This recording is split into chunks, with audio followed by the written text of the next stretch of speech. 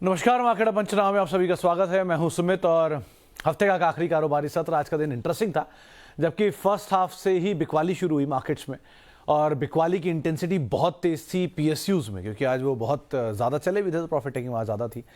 Broader markets में बिकवाली थी, लेकिन लास्ट तक आते आते रिकवरी आई। रिकवरी इंडेक्स में आई, मिड कैप में आई, निफ्टी बैंक तो वैसे ही स्ट्रॉन्ग था thanks to SBI and PSUs, जहां पर अच्छी खरीदारी थी। स्मॉल कैप इंडेक्स हालांकि बंद हुआ लाल निशान में, 1.5% के आसपास बिकवाली थी। मिड कैप में भी करीब 1% के आसपास बिकवाली देखने को मिली। आज कल्प्रिट था पीएसयू, जहां पर तेज बिकवाली थी। तमाम रेलवेज, तमाम पावर, तमाम डिफेंस, पीएसयू के तमाम मेटल्स, जहां पर तेज खरीदारी थी वहीं बिकवाली आई।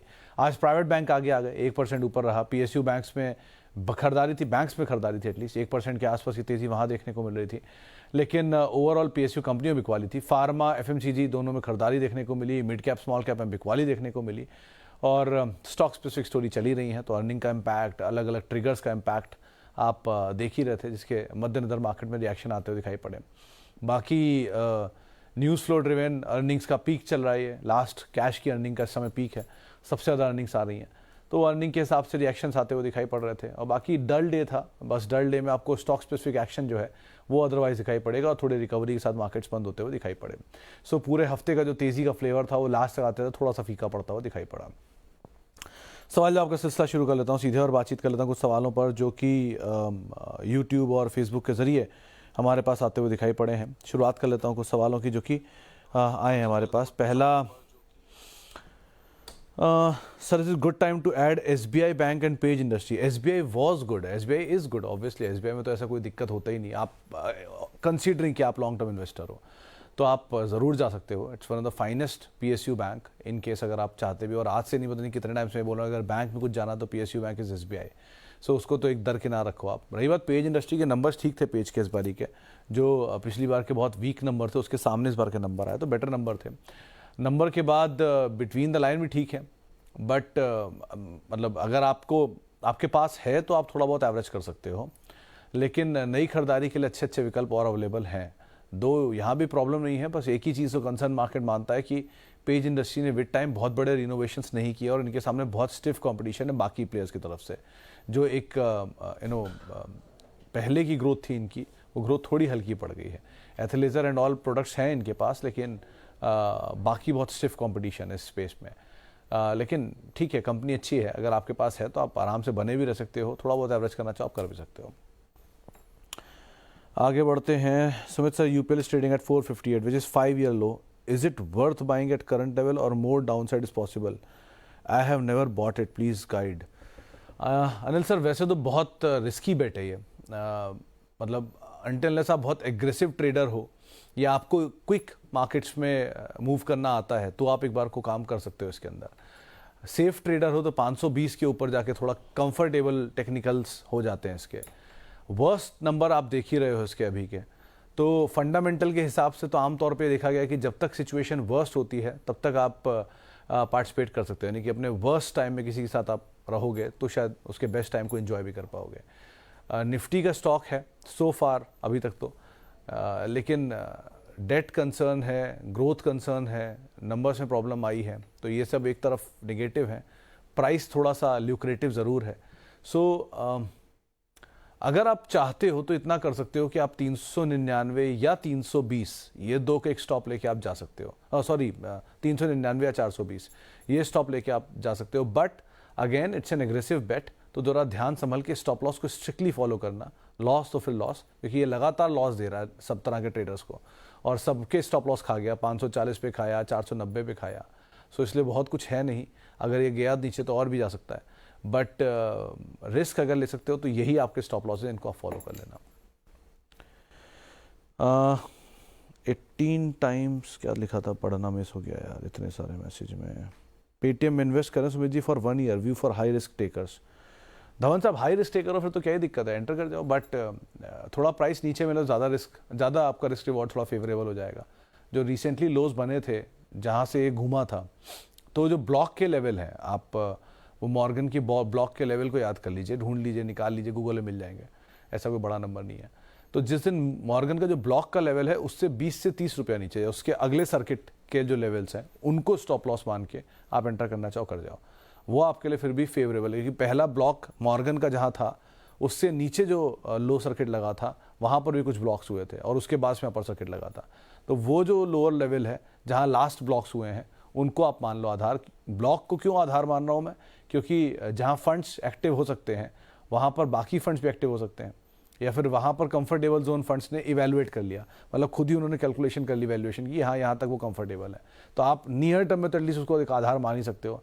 बाकी नंबर है नहीं, लॉस मेकिंग है, सो आप रिस्की हो, ट्रेडर हो, तब भी आप एंटर करना। और फंडामेंटल ढूंढ रहे हो तो पहले बता दूं कि हाँ लॉस है, तो उस हिसाब से आप ध्यान देना इसमें। थैंक यू आदित्य सूद साहब, thank you. Right time to add HDFC Asian Paints for long time, lucrative pricing, any other large cap which I can hold until Rahul Gandhi become PM? Sir देखिए, राहुल गांधी बिकमिंग PM का मैं टिप्पणी नहीं कर सकता, ये मेरे दायरे से बाहर है। रही बात आपके HDFC बैंक और एशियन पेंट्स के संदर्भ में, तो मेरे हिसाब से तो HDFC बैंक एक बहुत अच्छे भाव पर है ऑलरेडी। समय खराब है, इसलिए भावनाएं भी उसके सब अगेंस्ट हैं। भाव के साथ भावनाएं बदलती हैं, तो अभी भाव नहीं है तो भावनाएं बदल गई उसके लिए, लेकिन जिस दिन भाव बदलेगा वापस भावना बदल जाएगी। सो अभी के लिए तो खराब दिख रहा है आपको, लेकिन मतलब I still bat on HDFC bank side, कि मुझे लगता है कि इतने कोई खराबी नहीं है, बैंक अच्छा है। मतलब 25 लाख करोड़ के एसेट को मैनेज करने वाला बैंक, बिना किसी स्कैम में फंसा हुआ इतने सालों से, वो भी फाइनेंशियल मार्केट के इतने गंदे गंदे टर्मोइल देख लिए। आज ही इसको राज्यसभा में, लोकसभा में वित्त मंत्री बोल भी रही थी, कोल जैसे स्कैम या विजय माल्या ऐसे स्कैम में कहीं इसका नाम नहीं है। सो अगर इस तरह के बैंक्स या NPAs बनाने वाला बैंक है कोई, तो HDFC बैंक है। So quality is quality, there is no doubt about it. Numbers अच्छे हैं, प्रॉफिटेबल बैंक है, ग्रोथ बैंक है, ग्रोइंग बैंक है। आप हर साल का नंबर पिछले साल से बढ़ता हुआ ही देखते हो। वो बात अलग है नहीं चल रहा, 2 साल से नहीं चल रहा, 3 साल से, आप फिर बोल दो कि 2 साल से नहीं चला, 3 साल, 2 साल से तो एक्चुअल भी नहीं चला, उसको कोई कुछ नहीं कहता, बिकॉज वो नहीं है, बहुत डिस्ट्रीब्यूटेड नहीं है, इसलिए ज़्यादा चर्चा में बैंक्स में आता है, वेटेज ज़्यादा इसलिए। ठीक है, कुछ दिन ऐसी रहेगा, थोड़ा गाली खाता रहेगा, वन फाइन डे चलना शुरू हो जाएगा। सो तब जैसे TCS आज नया हाई बना गया, 4200 पहुँच गया। याद होगा कुछ लोगों को जिनको मैंने कहा था कि TCS कभी ना कभी जल्दी आपको अपना पहला बायबैक प्राइस तोड़ता दिखाई पड़ेगा, और अब दूसरा बायबैक प्राइस भी तोड़ेगा जो पुराना वाला था। सो TCS ने भी ऐसी गाली खाया कुछ समय, वो भी चल गया, ये भी चल जाएगा कुछ दिन बाद। So it's a good bank, otherwise quality asset, आप चाहो तो ले सकते हो। Asian paints again is a good asset. SIP वे में दोनों को ऐड करिए, डाउट थोड़ा कम ही रखिए इनके ऊपर, इनकी क्वालिटीज़ के ऊपर। आपको लग रहा है कि नहीं अभी भाव बहुत अच्छा है, तो अपनी SIP को डबल ट्रिपल कर सकते हैं, लेकिन रखिए SIP के थ्रू ही, ताकि आपका रिस्क थोड़ा मिटिगेट हो जाए जो प्राइसिंग को लेकर है। क्वालिटी को लेकर यहाँ इशू नहीं है, प्राइसिंग को लेकर इशू है, वो प्राइसिंग SIP से आप मिटिगेट कर लो। LTTS और LTIM, which one is better for long term? मेरे ख्याल से LTIM, बट प्राइसिंग थोड़ी और नीचे आनी चाहिए। तो LTIM को अगर आप स्लोली एंड स्टेडली थोड़ा थोड़ा एक्यूमुलेट करो तो ज़्यादा बेटर सिचुएशन होगी आपके लिए, लेकिन ज़्यादा बेटर पोजीशन LTIM है, क्योंकि साइज़ बड़ा है, वन मर्जर हुआ है दोनों कंपनी का, और धीरे धीरे इंटीग्रेशन का फ़ायदा मिलना शुरू हो जाएगा, तो वो और बड़ा स्केल कर देगा इसका। सो मेरे ख्याल से तो अभी नीचे मिले तो ज़्यादा बेटर है, बट धीरे धीरे ऐड करिए। चला बहुत था तो पहला झटका भी खा के चुका है, और थोड़े झटके खाने दीजिए 1-2, और आराम से ऐड करिए। ओके, IREDA एंड IRFC क्या करें? रोज़ की तरह राहुल गांधी जी, ये आपकी बात नहीं कर रहे, दूसरे राहुल गांधी की बात थी। एक ही जवाब है मेरा कि अगर आपका कैपिटल निकल रहा है, आप कैपिटल निकाल लीजिए, फ्री के शेयर रखिए। किसी भी इस तरह के शेयर में जो अनाप शनाप चले हैं, चाहे वो PSU हो, चाहे वो बेस्ट वैल्यू वाली कंपनी हो पूरे इंडिया की, अगर उसमें आपका पैसा बन रहा है, अनाप शनाप भाग चुका है, तो आप निकल जाए। मुझे चलने से प्रॉब्लम नहीं है शेयर के, इतनी तेज़ चलने से प्रॉब्लम है। कोई भी चीज़ जो इतनी तेज़ चलती है उतनी तेज़ नीचे भी आती है। यही सेम चीज़ IRCTC में हो चुका है एक बारी, IEX में हो चुका है एक बारी, BSC में हो चुका है अभी। सो बेटर इज़ कि जो भी बहुत तेज़ चल रहा है उसकी चाल थमेगी थोड़ी सी, तो चलने में प्रॉब्लम नहीं है, आराम आ जाए। CG पावर है, वो चलता है फिर नीचे आता है, फिर चलता है फिर नीचे आता है, फिर रुक जाता है, तो उसमें प्रॉब्लम नहीं आती। वो बहुत समय तक रुक रुक के अपने फंडामेंटल को जस्टिफाई करता हुआ चल रहा है। ये अनाप शनाप चल गए कि एक क्वार्टर की EPS अगर आपकी 3 रुपया है, तो उसी 3 रुपये पे एक समय पर आपका PE अगर 10 रुपया था, तो उसी 10 रुपये की PE पे आज आपका PE जो है वो करीब 60 से 70 के मल्टीपल पर आ गया है। सो इस तरह का जो एक्सपेंशन हुआ है एक ही EPS पे, ये रिस्की लग रहा है मुझे। सो इसलिए अगर EPS जस्टिफाई कर भी जाएगी तो कितना कर लेगी, 3 की 6 हो जाएगी, 9 हो जाएगी। सो इस चीज़ को आप आधार मानो कि चलने में प्रॉब्लम नहीं है, लेकिन बहुत तेज़ चलने में प्रॉब्लम है। या तो स्टेबल हो और नंबर सपोर्टिव हो फिर चलना शुरू हो जाए, कोई इशू नहीं, आराम से होल्ड करिए। इसीलिए कह रहा हूँ थोड़ा कैपिटल निकाल लीजिए, वो थोड़े जो बचे हुए शेयर होंगे वो आपका जस्टिफिकेशन चेक कर लेंगे। ओके आगे बढ़ते हैं। और मैनकाइंड के सर नंबर्स आने वाले हैं, आने वाले हैं, आई थिंक आए हैं आज। तो मैनकाइंड के नंबर्स पे भी रुक जाओ, आप टिप्पणी करना भी ठीक नहीं होगा, आज ही नंबर आए हैं। तो एक बार नंबर आ गए हैं तो जरा कॉल्स वगैरह हो जाएं, ब्रोकरेज हाउसेस व्यूज आ जाएं, फिर टिप्पणी करना ज़्यादा आसान होगा। Apollo hospital profit at double now. तो कपूर साहब मेरे ख्याल से बने रहो, अभी तो प्रॉफिट डबल हो गया है, तो आप ये कर सकते हो कि पूरा तो नहीं निकालना प्रॉफिट, कैपिटल एटलीस्ट, लेकिन हाँ 20% कैपिटल निकाल लो तो थोड़ा रिस्क कम हो जाए। क्वांटिटी छोटी है अगर आपके पास तो आप होल्ड कर सकते हो, लेकिन अगर क्वांटिटी सब्सटेंशियल है कि आपको लगता है हाँ अच्छी खासी क्वांटिटी है, तो आप एटलीस्ट 20% क्वांटिटी का प्रॉफिट निकाल लो। वो कैपिटल फ्री हो जाएगा, वो आगे इस्तेमाल हो जाएगा कहीं और, लेकिन ये किसी और हॉस्पिटल में आप उसे डाल दो। लेकिन इसमें अगर आपके पास क्वांटिटी है, नीचे के दाम पर है, तो मुझे याद है 3-3.5 हज़ार में मैंने ही कभी बोला था, तो अगर वही दाम है तो आराम से आप बने रहो, बहुत रिस्क है नहीं। इट्स अगेन कंसिस्टेंट नंबर है, अच्छे भी नंबर आए इस बारी भी, तो ऐसा कोई रिस्क खास है नहीं। What is your view on Brookfield REIT and PowerGrid Infra REIT? I believe that has drop in interest rate, it should have positive impact. Sandeep sir मतलब ये थोड़ा मेरे सब्जेक्ट से अलग जाके सब्जेक्ट है, तो मैं इस पर आउटराइटली कमेंट नहीं कर सकता। ये ज़रूर कर सकता हूँ कि कोई ना कोई पर्सनल फाइनेंस का गेस्ट आएगा मेरा हाल फिलहाल में, तो उससे मैं एक बार रीट्स के ऊपर डिस्कशन करके आपको वापस टिप्पणी करूँगा, क्योंकि ये कॉम्प्लेक्स सब्जेक्ट है। मैं आउटराइटली बोल दूँ कि नहीं अच्छा है, ये है वो है, तो फर्स्ट नहीं probability, it's serious money involve, तो इसीलिए मैं ऐसा नहीं बोलना चाहूँगा। तो इसलिए मुझे इसके लिए माफ़ी दे दो। आज मैं किसी ना किसी पर्सनल फाइनेंस के गेस्ट से एक बार बात करके इसके ऊपर टिप्पणी करूँ, ज़्यादा बेटर रहेगा। एज ऑफ नाउ जितनी मेरी जानकारी सीमित कहती है सब्जेक्ट को लेकर, इतना मैं कह सकता हूँ कि आप किसी भी रीट को अगर राइजिंग इंटरेस्ट रेट सिनेरियो में लेते हो तो आपके लिए थोड़ा रिस्की होता है। लोअर इंटरेस्ट रेट, जैसा आप कह रहे हो कि इंटरेस्ट रेट सिनेरियो के नीचे आता है तो रिस्की हो सकता है, लेकिन यूजुअली ऐसी सिचुएशन में डिविडेंड यील्डिंग स्टॉक ज़्यादा बेटर होते हैं। तो जब बाजार नीचे था तब पैसा डेट में जा रहा था, अब बाजार मतलब डेट ऊपर है तो पैसा निकल के इक्विटी में आ रहा है। सो वापस क्योंकि इंटरेस्ट रेट वो एक्सपेक्ट करेगी नीचे आने चाहिए, सो ऐसे करके शफलिंग होती है। बाकी ज़्यादा बेटर इस पर टिप्पणी कोई एक्सपर्ट ही कर पाएगा, तो मैं उनसे पूछ लूँ ज़्यादा बेटर आइडिया लगेगा, तो फालतू में टाइम वेस्ट करने को मतलब ही नहीं बनता। ओके आगे बढ़ते हैं जी। जोमेटो लुपिन ईएमएस ऐड करूं क्या? सर ईएमएस एंड लुपिन तो आधे प्राइसेस पे ऐड हुए हैं। अब आप जा रहे हो 500 रुपये के ऊपर ईएमएस खड़ा है, 250 रुपये में मुझे अच्छे से आधा ईएमएस चिल्लाया था मैंने जब आईपीओ आया था तब।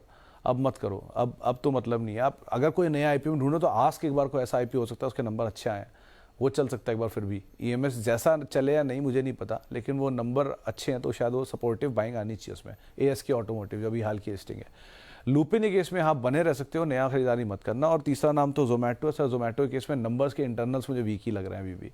प्राइमा फेसी बीटा वगैरह सब अच्छा दिख रहा है, पॉजिटिव आ गया बीटा। ब्रोकरेज हाउसेस के व्यूज़ भी दो पार्ट हैं, कुछ लोग डाउनग्रेड कर रहे हैं, कुछ लोग अपग्रेड कर रहे हैं। सो नंबर के लिहाज से इंटरनल नंबर थोड़े वीक है, आप एक बार ही वेट कर लो तो ज़्यादा बेटर है। नीचे के दाम शायद मिल जाए इसमें। ओके कुछ और सवाल भी आए हैं, ज़रा वो सवालों को भी शामिल कर लूँ। कांगे जी हाँ, why LIC and Tata power down instead of good result? Tata power के रिजल्ट्स आ गए क्या? मैंने देखे नहीं। LIC के नंबर तो अच्छे आए हैं, प्रॉफिट टेकिंग है सर, आज पूरा PSU नीचे है तो उसमें तो कोई दिक्कत नहीं है। टाटा पावर के नंबर मैंने ध्यान नहीं दिया कि वो आ गए कि नहीं आए, क्योंकि मुझे कोई कहता अच्छे नंबर आने टाटा पावर के। सर टाटा पावर को मैं स्किप करूँगा, लेकिन हाँ LIC के इसमें नंबर देखे, नंबर अच्छे हैं, इसमें कोई डिनाइल नहीं है। क्योंकि आज पूरा PSU नीचे था तो ठीक है, ये भी नीचे आ गया। बट अगर आपके पास LIC है तो आप आराम से होल्ड कर सकते हो। ये नंबर बड़ा अपग्रेड है LIC के लिए, तो शायद ये अभी थोड़ी जो स्टीम्स के इर्द गिर्द घूम रही है वो स्टीम निकल जाए तो उसके बाद वापस रफ्तार आनी चाहिए। और अगेन टाटा पावर भी 1-2 क्वार्टर के नंबर को फर्क पड़ना नहीं है, इसको आराम से आप होल्ड कर सकते हो दोनों ही कंपनियों को, they are quality in fact. Why Mrs Bector down consistently? Consistently कहाँ है सर? 1200 रुपया से टूट के 1040 आया था, वापस रिकवर हुए 1100 कुछ बंद हुआ है, तो 10% 20% का फॉल नहीं, 10% का फॉल आया शायद। एनीवेज 15-20% जो भी फॉल है, तो उसकी वजह नंबर इसके मैंने देखे हैं। YOY नंबर इसके बेटर हैं, Q-on-Q नंबर शायद वीक है। एक अच्छा एक ख़राब है, यानी कि मिक्स नंबर मान लो आप, एक अच्छा है एक ख़राब है। लेकिन नंबर खराब नहीं है। ऐसा नहीं है कि नंबर ही मतलब लॉस आ गया हो या ऑपरेटिंग लॉस आ गया, ऐसा कुछ नहीं हुआ है। स्लाइटली नंबर में गिरावट है। 300 रुपये का शेयर 1200 रुपया जाता है, 1200 रुपया पे प्रॉफिट टेकिंग आ जाती है और 1000 रुपया आता है, तो कोई प्रॉफिट टेकिंग नहीं हुई सर। एक्चुअल प्रॉफिट टेकिंग अभी आई नहीं है बाजार में। जब आएगी तब उसके लिए भी तैयारी करके रखिए थोड़ा। ऐसा नहीं होगा कि मतलब वो गायब ही हो जाएगा या 300 रुपये वापस आ जाएगा, नहीं। बट जो EPS 300 रुपये पर थी, वो EPS के बाद वो PE आप अंदाज़ा लगा लीजिए, जो भी PE होगा, वो PE उस फॉल में उस समय की EPS के हिसाब से जो बनेगी वहाँ तक दाम ज़रूर आ जाएगा। ऐसा कुछ नहीं कि नहीं आता, फॉल भी बहुत एक्सटेंसिव आते हैं मार्केट्स में। सो जो जिस तरह के एग्जॉर्बिटेंट गेन है उस तरह के एक्सटेंसिव फॉल्स है, तो उसमें क्या घबराना, बाजार का काम ही ऊपर नीचे जाना है। आपको अच्छा लग रहा है स्टॉक, नीचे मिल रहा है, अपॉर्चुनिटी है, ऐड करिए। आपको खराब लग रहा है, ऊपर का दाम मिला है, पैसा बन रहा है, प्रॉफिट लीजिए। सीधी रूल, सीधा नियम है बाजार का। जहां खबरें, जहां शोर, उससे दूर रहिए। जहां शोर नहीं, उन्हें ऐड करिए। ऐसा कुछ करते रहिए, धीरे धीरे करके आप खुद ही समझ जाएंगे बाजार में कैसे काम होता है विद टाइम। कुछ नहीं समझ में आ रहा तो ETF ले लीजिए, म्यूचुअल फंड ले लीजिए, IT ETF, बैंक ETF ले लीजिए। थोड़ा जानते हैं तो लार्ज कैप लेके आराम से रखिए। कुछ समय बाद वो भी आपको समझ में आ जाएगा कि लार्ज कैप क्यों हमेशा बोलता हूँ। सो ऑप्शंस हर तरह के हैं, आप अपने हिसाब से चॉइस चुनिए और अकॉर्डिंगली ट्रेड करिए मार्केट्स में। As of now Bector food के नंबर खराब नहीं है, बस इतना कह सकता हूँ। 10 शेयर्स ऑफ एशियन पेंट्स, क्या करना चाहिए? 2700 पे लिया है, होल्ड करिए, और ले सकते हैं और ले लीजिए, लॉन्ग टर्म के लिए रखिए। नेक्स्ट जनरेशन को पास ऑन करने लायक स्टॉक है ये। Tata communication for 4 to 5 year, I have it potential to get double from here in next 4 to 5 year। मतलब अगर मतलब कृष्ण जी नहीं, शशांक जी, अगर कभी आपने मेरा कोई भी पुराना वीडियो निकाल लीजिएगा, 6 महीने पहले, साल भर पुराना, एक ही नाम जो मैं हमेशा लिया है वो है Tata communication, United Spirits, JK cement. ये 3 नाम हमेशा लेता हूँ मिड कैप में। क्यों? क्योंकि they have a very strong potential. ये अपोलो हॉस्पिटल भी था लेकिन वो भी भग गया। ऐसे बहुत सारा नाम है, CG power, Apollo hospital and all, TCS, जिसके लिए बहुत गाली पड़ती मुझे, पड़ी है रादर। Anyways, लेकिन Tata Communication still it is a very good stock. It has a potential of getting double and triple with time. Again with time, number अच्छे हैं। Largest undersea cable asset owner है, second largest rather world का, और it is among the largest, और it's a house of Tata. It's good company, आप आराम से इसको लेकर रख सकते हो। स्ट्रॉन्ग लैंड पार्सल है इनके पास अभी भी, जो हेमिस्फीयर को देने के बाद भी बचा है। सो आप रख सकते हैं, आपके पास है, आप होल्ड कर सकते हैं, नीचे चाहे आप ऐड कर सकते हैं और एक्यूमुलेट करिए। It's a good stock otherwise, इतना ही कहूँगा बस आपको। चले फिलहाल अब इतने ही सवालों पे को शामिल करूंगा। माफ़ी उन सभी लोगों से जिनसे बातचीत नहीं हो पाई। MMTC लोअर सर्किट मार रहा है सर, अभी रेवेन्यू और प्रॉफिटेबिलिटी भी देख लीजिए, जीरो है इस कंपनी की, यही बोलूँगा इसमें। और बाकी आपसे मुलाकात होगी अब सोमवार को। आप मेरे साथ जुड़ सकते हैं @सुमित रिसर्च, मेरा ट्विटर हैंडल है। किसी भी निवेश से पहले अपने वित्तीय सलाहकार की राय ज़रूर लें, और CNBC आवाज़ के YouTube और Facebook पेज पे अब हमारे साथ जुड़ सकते हैं। नमस्कार।